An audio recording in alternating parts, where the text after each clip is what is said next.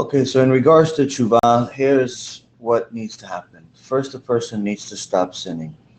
Then a person needs to commit to stop sinning by putting a fence around himself. So he has to, delve on what were his trigger points. So for example, whether it's Shabbat or it's a wasting seed or it's eating non-kosher, whatever it is, there are usually trigger points. If it's Shabbat, usually it's because of certain types of friends. So from now on, he decides that he's not going to hang out with those friends anymore because they like to drive on Shabbat. If it's wasting seed, he knows that every time he goes to certain websites or he goes to certain places, he sees things that are immodest, leads him to wasting seed. If it's, kashrut, he knows that every time he goes down to a certain place, a mall or something, he gets the ta'ava to eat non-kosher. So he doesn't go anymore. Point is that he has to commit to not making that sin again by putting a fence around himself. Third thing is he has to delve on the sin itself by learning about it, learning about the mitzvah itself, and getting to a point of regretting that sin. The more you learn about a mitzvah, the more you'll understand that how the magnitude of the sin itself. But how do you make up for the past sins? So the Torah has many sources about it, but one of them that's very obvious is if you look at the prophet Ezekiel, chapter 18, verse number 30, and it says, return and bring others back from your transgressions, so that they not be for you an obstacle of iniquity. Cast off from upon yourselves all your transgressions through which you have transgressed, and make for yourselves a new heart and a new spirit. So the prophet Ezekiel literally tells us that don't make your past sins an obstacle for you in the future. Why? You've done tshuva. He said, return, meaning do tshuva.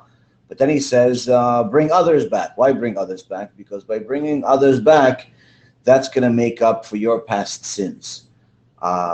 It's a clear verse from the Torah. Another one from the oral Torah is you look at the Mishnah in Pirkei Avot, chapter 5, Mishnah number 21. It says, Kol ha-mezakeh et harabim en chet ba'al yado. Whoever influences the masses to become meritorious, meaning to do tshuva, shall not be the cause of sin.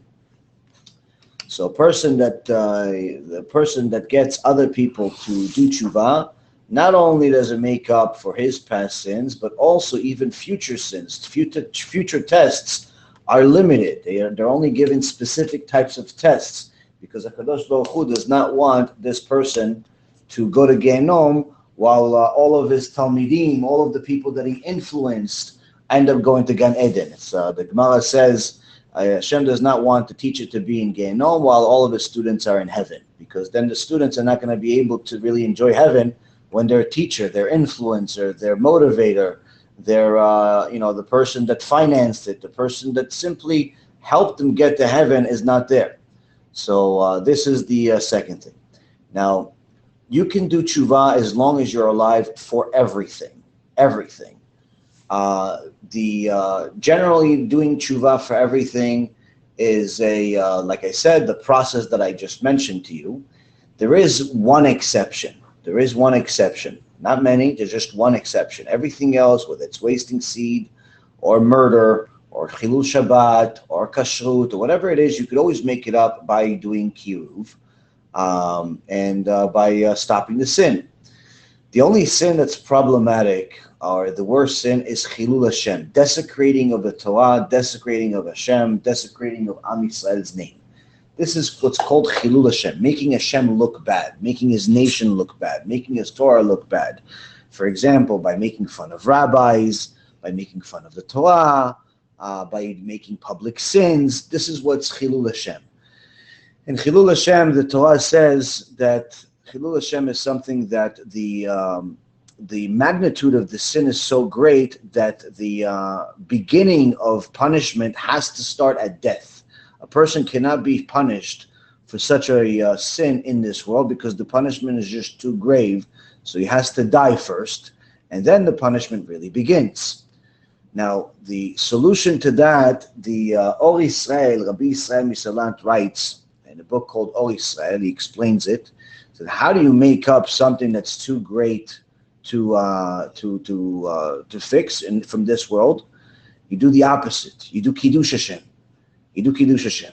And what's the biggest Kiddush Hashem that a person can do? It's also Kiruv. Why? Because by publicizing the Torah, you're sanctifying HaKadosh Baruch Hu's name more than anything else you can possibly do in the world. So by doing Kiddush Hashem and publicizing the Torah, that's in essence the cure for every spiritual cancer that exists. But if a person does not do Kiruv, then he can do Teshuvah for everything else except Chilul Hashem. He could stop violating Shabbat, he could stop wasting seed, he could stop doing a lot of things, and in essence, his punishments, or whatever, he didn't make up for it. But with the issue of Chilul Hashem is that the punishment only begins after he dies, whereas the punishment for the others could actually already begin here. The point being is that a person should do Kiruv, should get other people to come to the shiur, to learn Torah, publicize links of shiur Torah, to get people and influence them to get back to HaKadosh Baruch Hu, because not only is it something that's good for him as a human being to do, because you're helping others learn, but also it's good for his neshama, because in essence you're really rewarding yourself by undoing a lot of the mistakes you've made by getting other people to jump on the Hashem wagon again and come back to HaKadosh Baruch Hu. Oh, and lastly, in regards to how do you know if Hashem has forgiven you, you don't know. That's why the Chachamim from the Gemara advised for a person to do Teshuvah every single day for the rest of their life. And of course, there's going to be a time where there's certain sins that you've done Teshuvah for, and you realize that there's other things to work on as well, and you work on them as well. But nonetheless, a person should do Teshuvah for everything as much as he can, as often as he can, for the rest of his life, because there are certain sins that it takes a while to do Teshuvah for them to undo the damage. There are sins that it's relatively easy to fix. For example, if you stole, all you got to do is just give the money back. But there are sins that take a while. The point is that a person needs to do Teshuvah in this world. That's the point of this world. That's the point of why you are in this world, is to do Teshuvah, to start learning about Hashem, learning about His mitzvot, getting other people to do that as well, because that's the way for a person to simply rectify his mistakes, but more importantly, live a life of happiness in this world so you can have even a much happier life in the next world.